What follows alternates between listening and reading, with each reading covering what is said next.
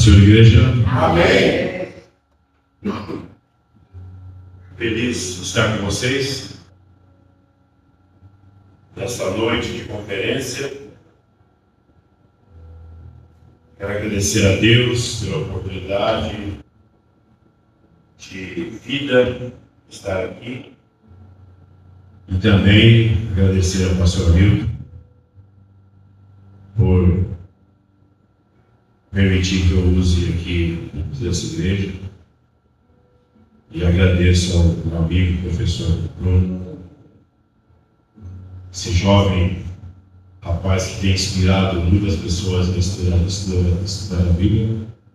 E eu tenho uma admiração pelo seu esforço, pelo seu trabalho, pela sua dedicação, pelo seu conhecimento.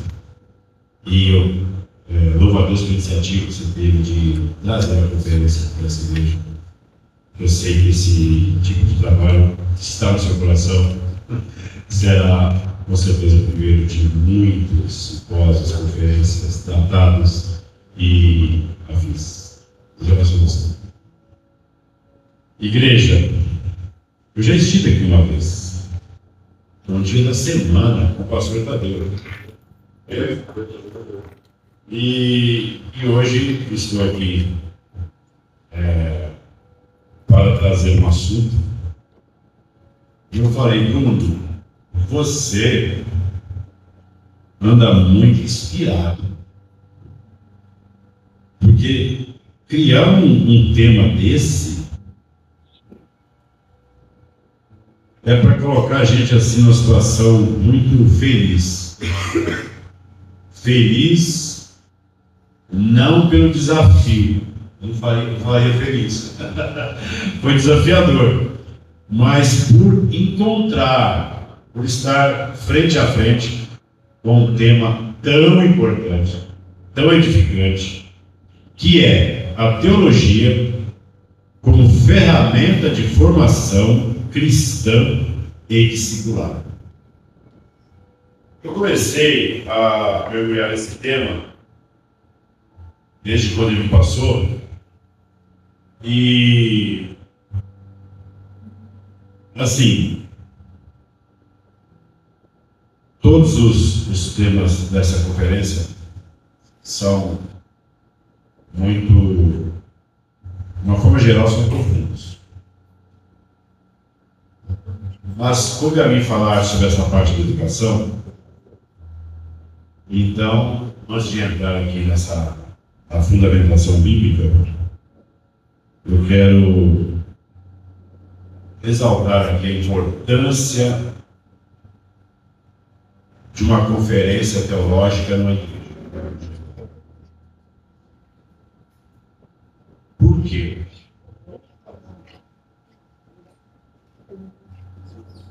Abordar um assunto dessa natureza é de uma edificação muito grande. Se torna inesquecível. Então, quando nós propomos, como o Bruno fez, uma conferência teológica, com 4 temas maravilhosos, nós não seremos de forma alguma incluídos naquele texto que diz: o meu povo foi destruído porque lhe faltou conhecimento. Nós já saímos desse grupo após uma conferência teológica dessa. Se tem um povo que poderá ser destruído por falta de conhecimento, com certeza não seremos nós. Porque Deus permitiu estarmos aqui nessa noite para aprender, não com a pastora Sara, não com o professor Bruno, não com o pastor Edson, não com o evangelista Gabriel, não com o pastor Amigo. Não. É aprender com o mestre dos mestres, que é Jesus. Aleluia. O pedagogo por excelência. Glória a Deus. Um pedagogo tão excelente que quando ele conta uma história, como o pastor amigo, a história do filho pródigo, a história do samaritano, é difícil, igreja, imaginar que é uma história. A gente pensa que é um acontecimento real. A gente não fica no campo da história, que é uma parábola.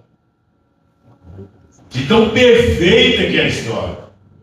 Esse é o nosso mestre. É com ele que nós aprendemos. E se não bastasse ter um mestre como Jesus para nos ensinar, tem alguém do nosso lado para nos ajudar, que é o Espírito Santo. Então, eu quero ler com vocês o Romanos 12.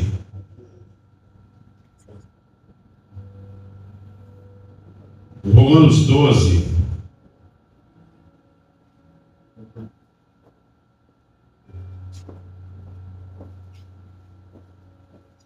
O Romanos 12 está dizendo assim, eu não costumo dizer, porque a Bíblia vai dizer, senão está criando uma expectativa. A Bíblia diz, não vai dizer, a Bíblia diz, está fechado já, o cano sagrado. Então a Bíblia diz, em Romanos 6, Romanos 12, diz assim: temos diferentes dons de acordo com a graça que nos foi dada. Se alguém tem um dom de profetizar, use-o na proporção da sua fé. Se o seu dom é servir, sirva. Se é ensinar, ensine.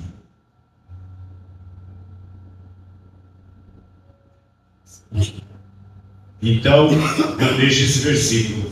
Aleluia. Porque quando eu descobri muito novo que o meu dom era ensinar, e deparei com esse texto, eu não tive outra alternativa na minha vida a não ser procurar aprender para ensinar.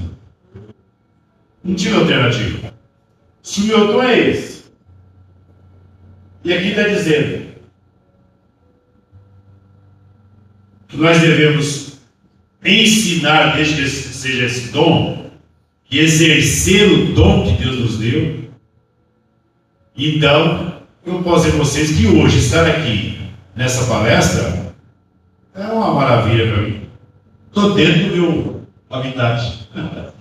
Estou dentro, estou na zona de conforto. Estou fazendo aquilo que Deus me chamou. Aleluia. Aquilo que eu gosto de fazer. Então é isso.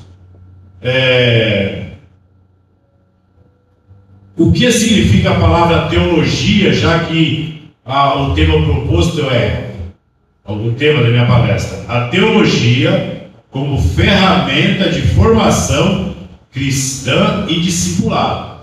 Então, se a teologia é uma ferramenta, vamos conhecer essa ferramenta. Amém, igreja? Amém. O que significa a palavra teologia? Qual a sua origem, conceito? A palavra teologia é a junção de duas palavras gregas, theos e logos. Theos, Deus, e logos, estudo, palavra, conhecimento, reflexão. Esse é o logos. Então, é o conhecimento, resumindo, a palavra teologia é o conhecimento de Deus. É o estudo sistemático da Bíblia. O que é teologia? A junção de duas palavras gregas, theos e logos, teologia, e que tem o seu significado, resumidamente, é conhecimento sobre Deus.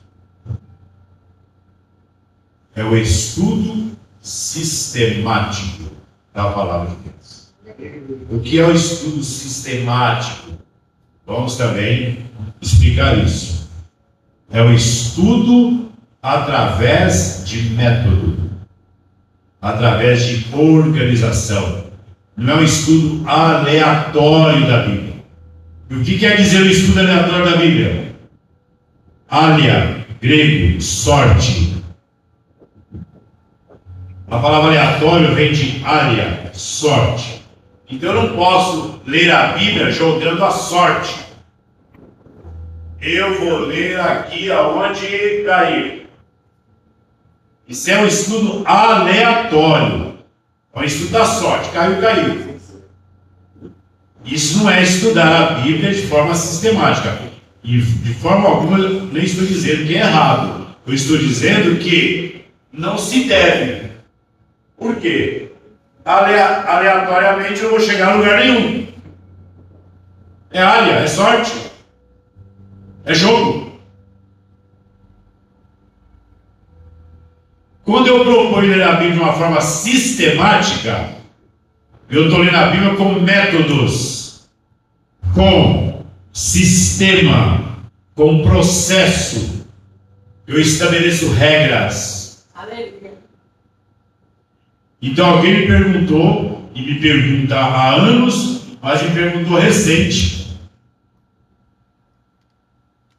Como eu leio a Bíblia? Qual a forma de eu ler a Bíblia?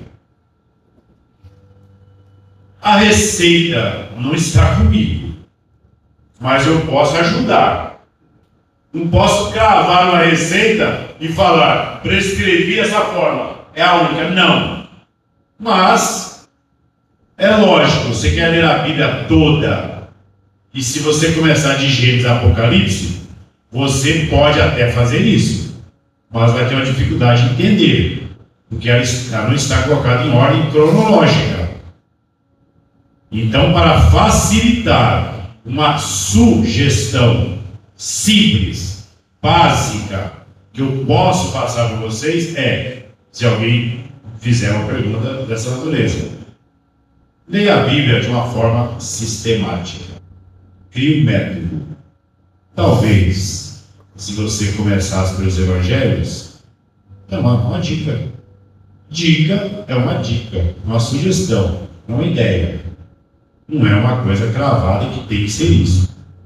E lá nos evangelhos vai te jogar uma luz lá para o Antigo Testamento.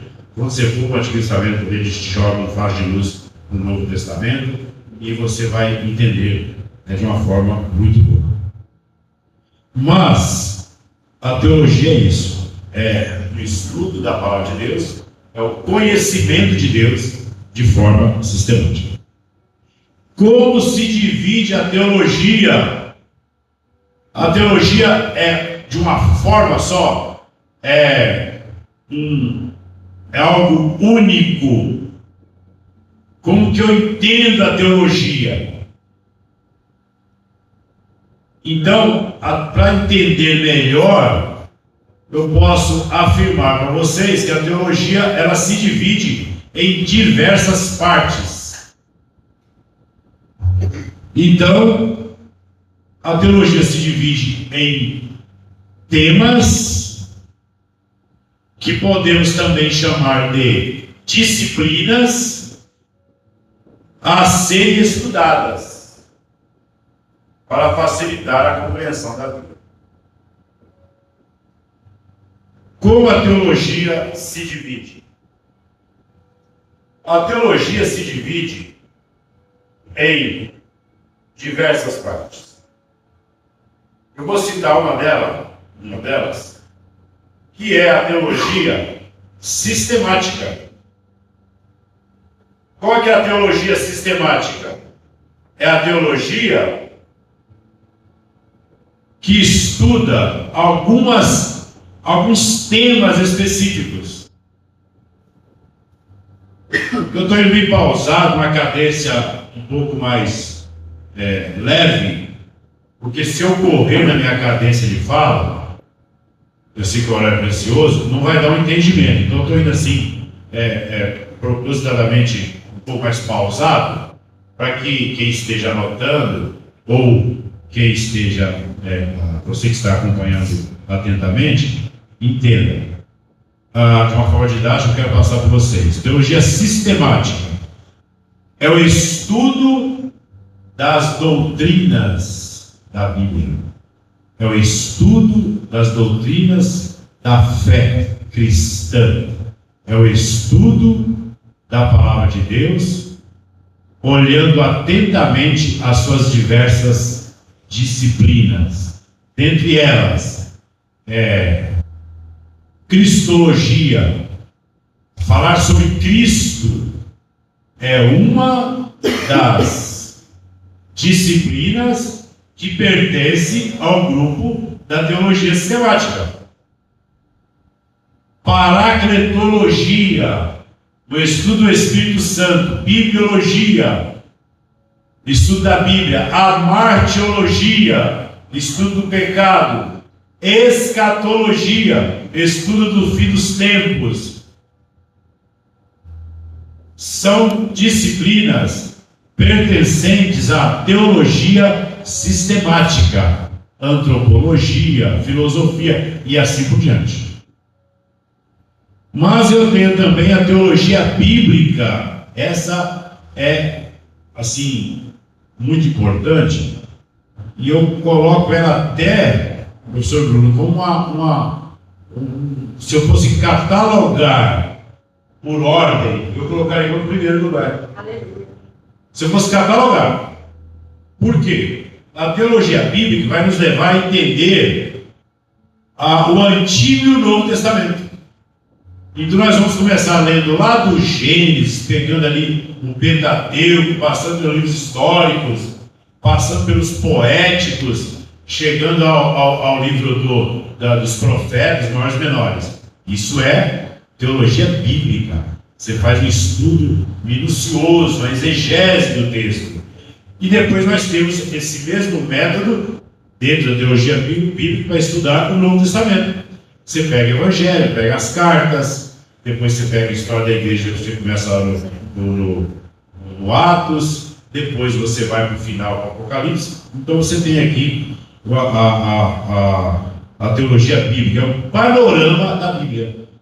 Então, é uma visão, não vou dizer com microscópio, mas é uma visão com telescópio da Bíblia. Você vai ver a Bíblia de uma forma aumentada nos seus detalhes. Aí depois, dentro da própria estudo de teologia, você pode começar a ler a Bíblia com um telescópio, que é um outro método, que é você ler texto a texto. Aqui não, aqui está propondo a teologia bíblica, é um panorama do Antigo e Novo Testamento. Um outro exemplo que eu vou dar para vocês é a teologia histórica. A teologia histórica é uma divisão da teologia, do curso teológico, que vai trazer para nós um estudo sobre a história da igreja, seus concílios, os pais da igreja, patrística, a reforma protestante. É muito interessante ter esse estudo da teologia histórica para entender o andamento desde a igreja primitiva de Atos até o dia de hoje, até a fundação dessa igreja, até o início dessa igreja. Então, a teologia histórica, ela traz lá da igreja primitiva até essa congregação, a Assembleia de Deus, tempos de Noé. Então, nós temos depois, para encerrar minha lista aqui, que ela é extensa, mas encerrar com essa aqui, a teologia prática. Opa, o que é a teologia prática? Importantíssimo, teologia prática. É a teologia que nos leva a conhecer a vida cristã no seu dia a dia. Ou nós temos uma outra divisão que entra a parte do estudo, da preparação do sermão, que é a homilética. Você vai pregar, a homilética é a teologia prática. Você vai pregar e o pastor fala assim, está escalado para pregar o último domingo do mês. As pernas começam a tremer. Você vai pregar o quê? Eu pego a Bíblia de Gênesis, Apocalipse, tanto texto, eu não sei onde. Aí você vai orar. Tá. Tudo isso aí está maravilhoso. Mas só orar e jogar nas costas do Espírito Santo, basta? Você vai vir aqui pregar no seu lugar? Não. Você vai ter que suar um pouquinho. O Thiago foi Bruno. Estou suando aqui para montar esse negócio. Terminei a 1h pouco da manhã. Bruno, estou suando, estou com as pernas tremendo. Quando foi, Bruno? Você disse agora, foi? Bruno, você me jogou esse negócio, Bruno. É maravilhoso isso. Então você vai mergulhar agora, vai que orou, pegou a agenda. Orou, vai agora na prática. Eu não quero o joelho dobrado a vida inteira. Tem que vir aqui no dia, subir aqui, pegar o microfone e a igreja espera de você alguma coisa. Então, teologia prática. Vai estudar homilética, a arte de montar um sermão. O que é a arte de montar um sermão? Um sermão que tenha começo, meio e fim. Já viu alguém que sai do culto, prega 1 hora e não sabe o que pregou? Ele vai para lá, ele vai falar de Noé, daqui a pouco ele fala de Abraão, daqui a pouco ele fala de João, lá na ilha de Pátmos, então você fica assim, sabe? Daqui a pouco ele volta para Davi, daqui a pouco ele vai de Abacuque, aí você fica, meu Deus do céu, onde quer chegar aonde? Então, a teologia prática vai te dar uma forma de você, uma homilética, de você montar o sermão. Tá tranquilo. Tem meia hora para pregar? Ótimo, tem meia hora, começo, meio e fim. Tem 20 minutos? Começo, meio e fim. Tem 1h30 para pregar? Começo, meio e fim. Amém, igreja? Amém. Você tem um estudo dentro da teologia prática de missões. A missões é uma área que eu gosto, viu? Bastante. Missões transcultural, além do nosso território e nacional. Na televisão aparece há pouco tempo agora sobre missões. Então, na missão nacional, nós temos aqui uma série de visões, grupos minoritários, assim por diante.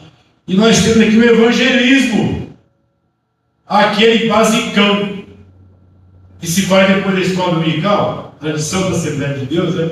Das Silas para Deus, pastor. Depois da escola dominical, e quem vai para casa, eu um de jovens, falava, não, vou evangelizar. E te dava um calhamaço de folheto e você ia distribuindo. Eu fiz uma pesquisa recentemente, igreja, e deparei que, na Sociedade Bíblica do Brasil, dizendo que ainda é o melhor método de evangelismo. Passado décadas e décadas, o folhetim ainda é uma forma de evangelizar. Aí depois tem culto nos lares, aí vem a capelania, que é visita aos hospitais, tudo isso é teologia prática, viu, igreja? Teologia prática. Aí você tem aquele famoso e tradicional, clássico, ponto de pregação, hoje conhecido, né, com tantos outros nomes, mas todos os demais não são vários, aquele culto dos lares, célula, desde que seja uma coisa muito bem elaborada. Nós temos aqui a preparação do novo convertido, vamos falar daqui a pouco, que é o próprio discipulado. Então, tudo isso traz, a teologia prática traz visão para a igreja, traz consolidação de ministérios e coloca a igreja no eixo. A teologia prática não deixa a igreja solta nos trilhos, traz a igreja no eixo, fazendo aquilo que é a sua missão, pregar o Evangelho. Vamos lá.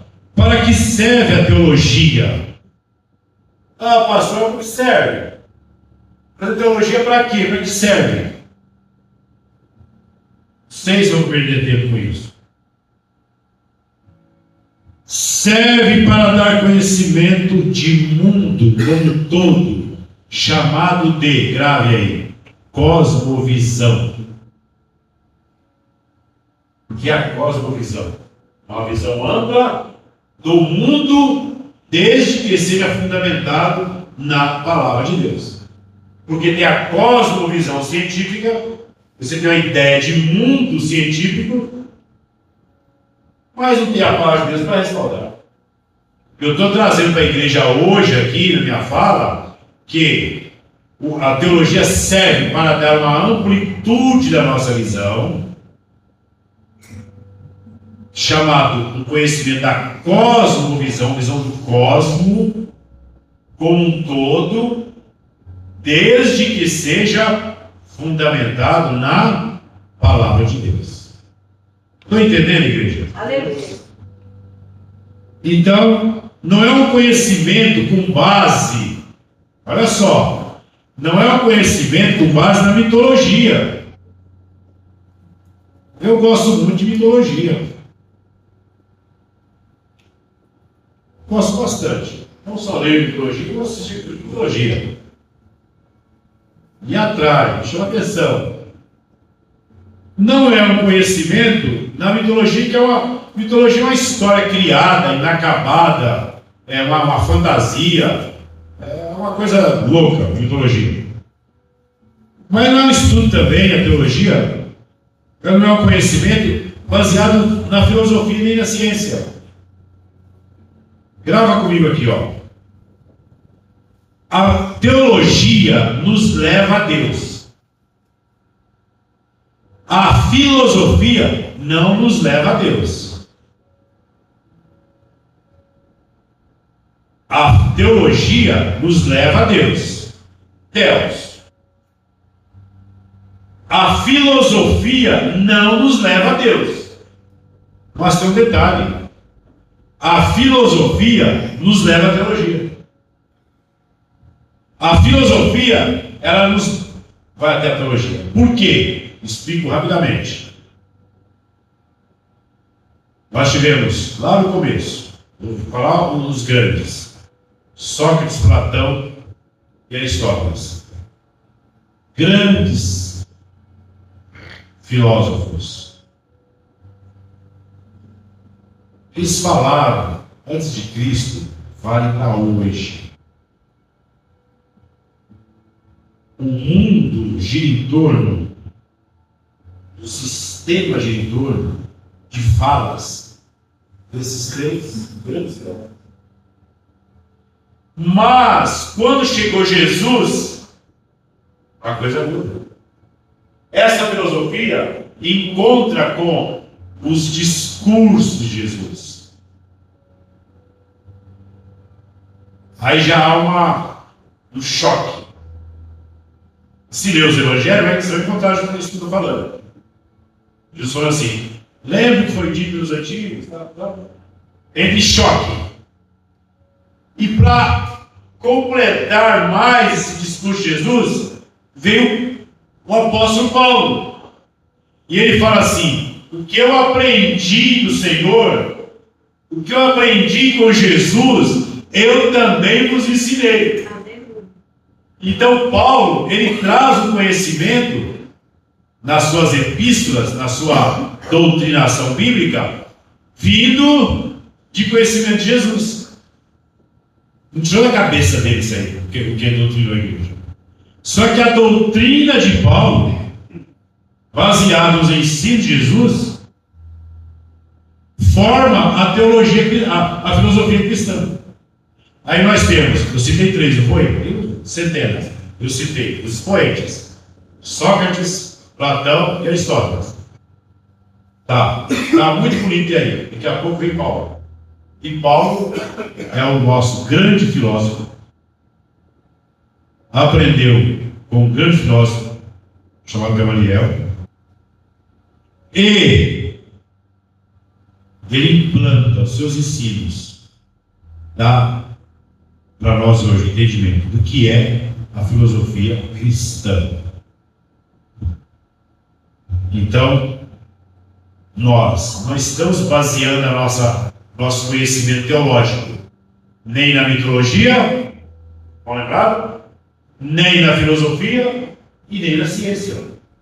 Onde está então a nossa teologia? Com base na Bíblia Sagrada. É a nossa regra de fé e prática. Amém, igreja? Amém. Então, para que serve a teologia? É isso. Serve para nos dar um conhecimento amplo da palavra de Deus. Uma cosmovisão fundamentada na Bíblia. Vamos lá. Agora eu direto do tema, tá? Direto do tema agora. Usando a ferramenta chamada teologia para a formação cristã. Deixa eu repetir aqui qual é o tema da palestra, porque eu fiz aqui essa parte inicial, agora eu entro diretamente no tema. O tema é a teologia como ferramenta de formação cristã e discipulado. Então eu dei essa base para vocês, fiz esse pano de fundo, fiz esse chão, e agora eu entro usando a ferramenta chamada teologia para a formação cristã. Após obter conhecimento, devemos sair da teoria e ir para a prática. E essa prática significa levar conhecimento ao outro, formando novos discípulos. Essa é onde você queria chegar. O Espírito Santo colocou no seu coração. Ele não dá para sair da mente humana um tema desse. Tem que atribuir ao Espírito Santo. Levar o conhecimento ao outro, formando o quê? Novos discípulos. Então a teologia como ferramenta para a formação cristã é isso. É trazer conhecimento que nos faz não ficar com conhecimento. Quando eu tenho conhecimento e fico com ele, e não exponho ele, tem nome isso aí, nome grave. Isso é o egoísmo, que não agrada a Deus. Mas quando eu não exponho o conhecimento, eu estou, vou usar uma palavra muito atual, né? Compartilhando. E a ideia do compartilhamento é bíblico. Eu falei no início da palestra, pastor Hamilton, que eu enxerguei muito cedo meu dom do ensino. E não demagogia barata, demagogia hipócrita, não quero usar aqui jamais, mas se alguém fala assim, ô Edson, você tem conhecimento da Bíblia. Eu falo assim, não. O pouco que eu aprendi ao longo da minha vida, eu compartilho de uma forma didática que as pessoas entendem. Entendeu, Gabriel? Eu falo assim, não é que eu sei, é o pouco que eu aprendi, com todo o meu esforço, meu empenho, eu compartilho do dom. O dom é uma didática. O dom é pegar o pouco que eu entendo, que eu compreendo e transmitir. Isso é compartilhamento. Isso é formar discípulos.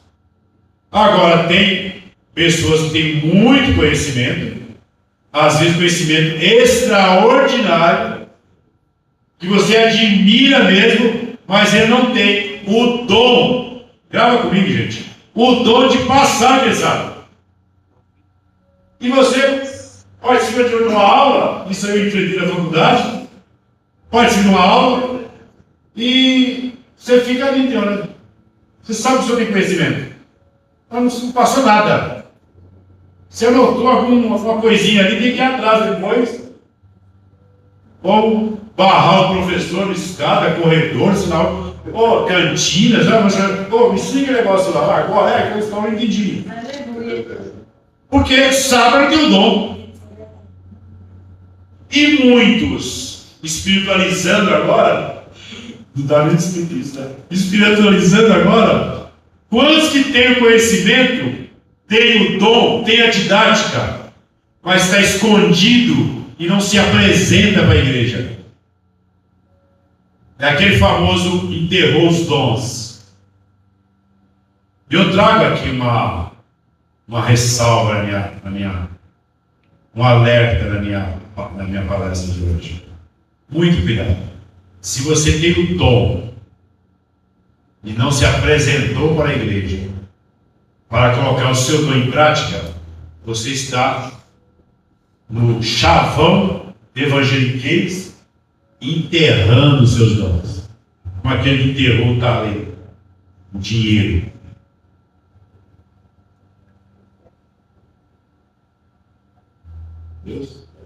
Deus é bom. Olha o que pastor falou. Eu posso ver. Então, eu relutei bastante. E fui fazer outros caminhos. com o meu dom.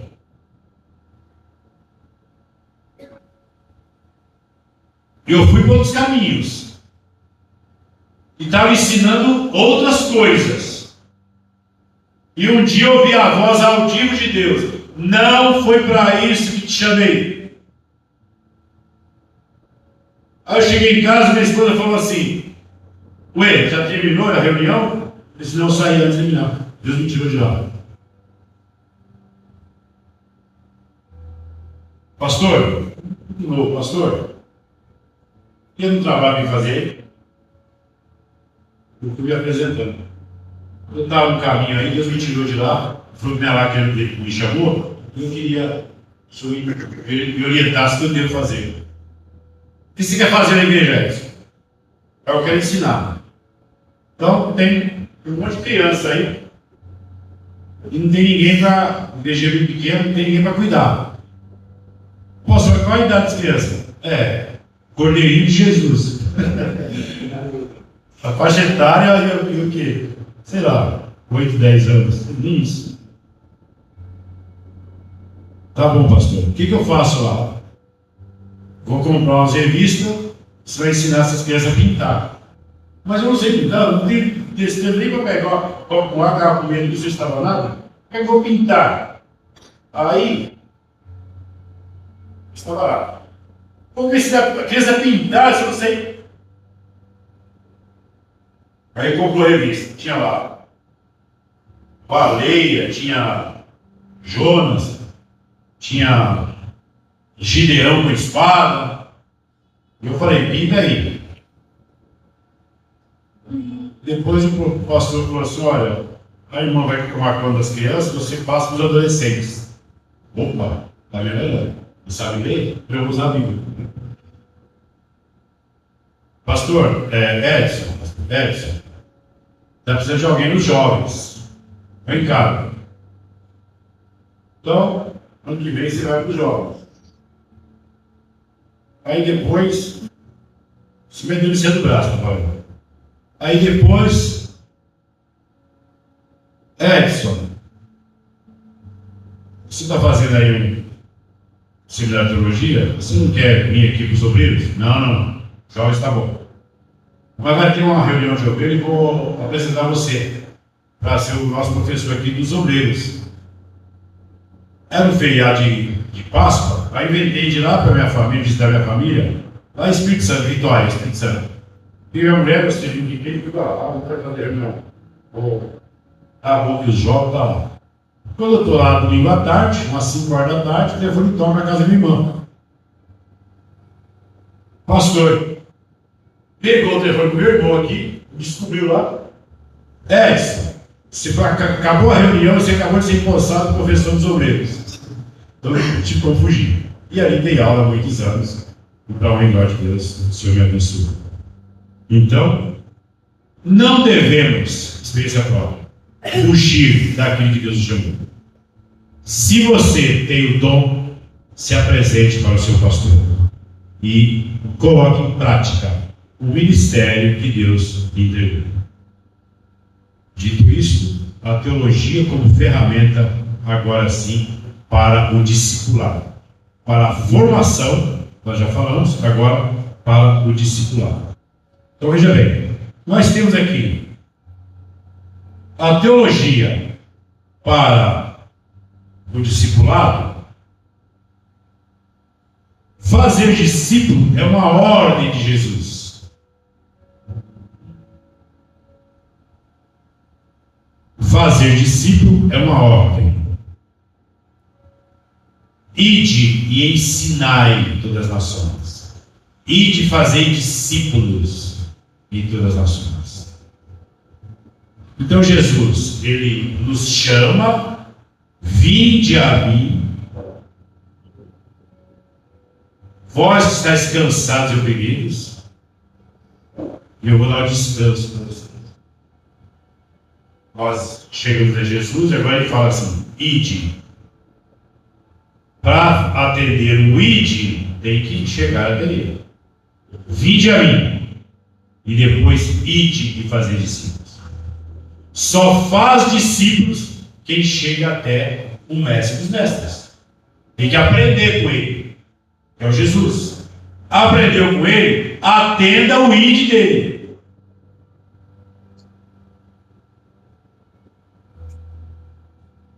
E que hora eu posso ir tudo?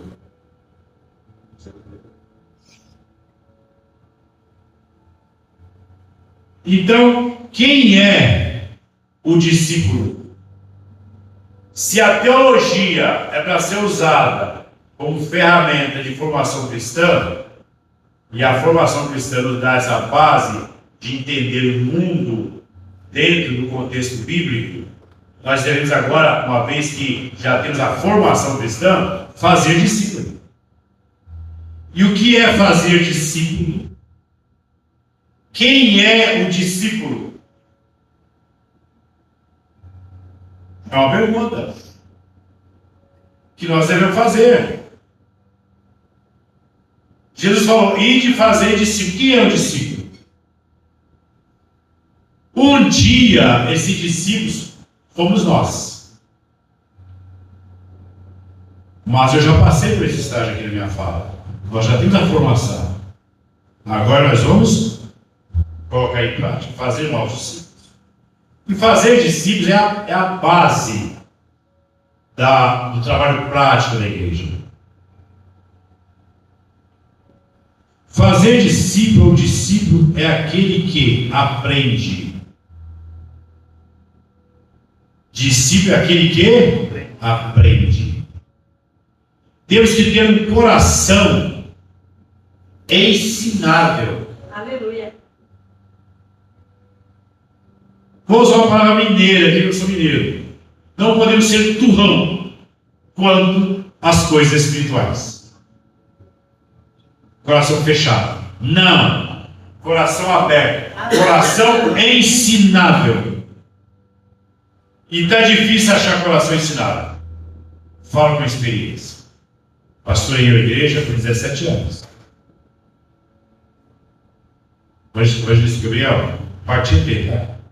Ao lado da Monte Celeste. Você conhece? Fui pastor de 17 anos na igreja. Então, olha só. Pastorei muito novo. Com 33 anos, me mandaram para pastorear a igreja. Aí o pastor falou assim, ó, você vai pastorear, já que você está fazendo teologia, então eu vou tirar você para pastorear a igreja. Aí procurou uma igreja, um negócio bem difícil. Só que sua esposa fica, ela canta no coral. Aí minha esposa falou assim, mas pastor, você me ensina bastante para a gente que a esposa tem que acompanhar o espaço do marido. Eu tenho 3 crianças, vai ficar, eu quero dividido e tal. Eu vou largar o coral, vou largar aqui de louvor, tudo e vou com o meu marido para lá. E ficamos nessa igreja, pequena igreja, na congregação da Adebras, atrás do hospital da Cachoeirinha. Foi a primeira experiência minha. E ali o Senhor abençoou, dizendo um bom trabalho. E está gravado na minha memória até hoje. Foi escola, unifiquei a teologia que fazia com a prática. Para aquele que aprende, está difícil achar coração ensinável. Quer um exemplo?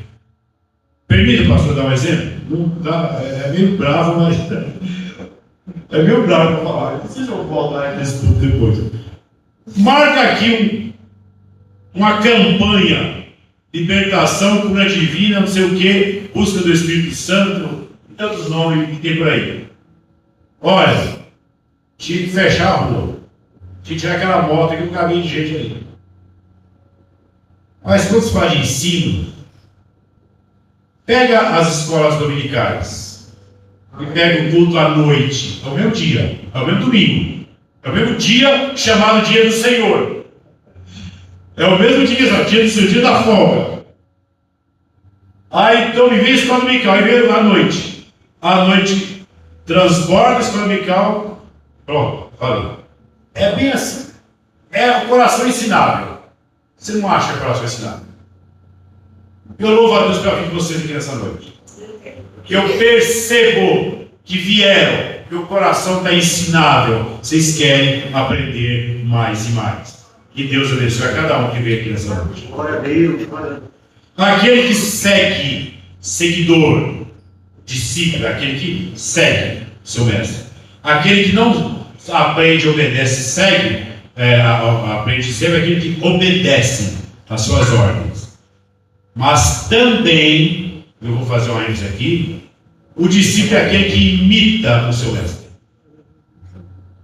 Imitar aqui não quer dizer fazer mímica. No grego, mimetizar, fazer mímica. Mas é imitar na essência, não na mímica. Não é mimetizar, coisa teatral. Não. É aquilo que o apóstolo Paulo falou. Seja meus imitadores, como eu sou de Cristo. O discípulo verdadeiro, genuíno, é aquele que imita a Cristo nas suas ações, no seu falar, no seu pensar. É aquele que serve. Discípulo é aquele que serve. Servir é ministrar. Ministro é aquele que serve. Ministrar servir é ministrar. Difícil.